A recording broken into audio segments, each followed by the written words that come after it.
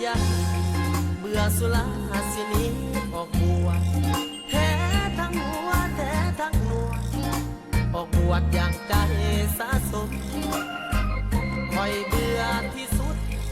เมาเหล้ามายินเสียงเมียจมเศร้าจมแรงจมตื่นขึ้นมาได้ยินเสียงจมเกิดเป็นคน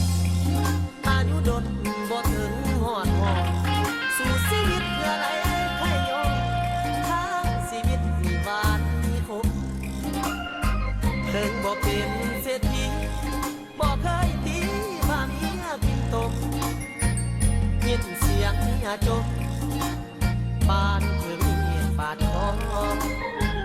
ไม่มวนแน่ตีชีวิตสร้างสรรค์หมู่สิให้อายอยู่ตัดขาดหมู่โดดเดียวสั้นบ่พกพาเพื่อนฝูงให้อายุยืนต่อบาดใจขาดบ่พอให้คนถามแหงเบื่อเหล้าเบื่อยาเบื่อสุราสิหนีออกหมู่น้องผ่านเรื่องคนหูสั่งแม่เมียเว้าแย่สิบวชได้บ่น้อคิดฮอดพ่อบ่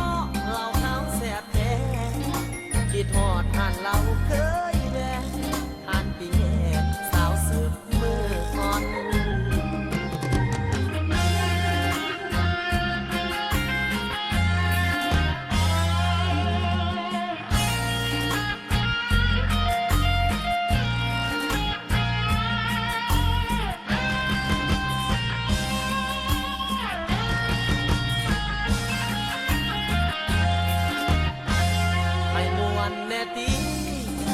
ชีวิตสร้างสรรค์หมู่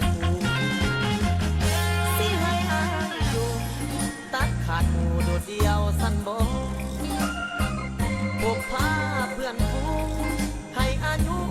ยืนต่อบาดใจขาดบ่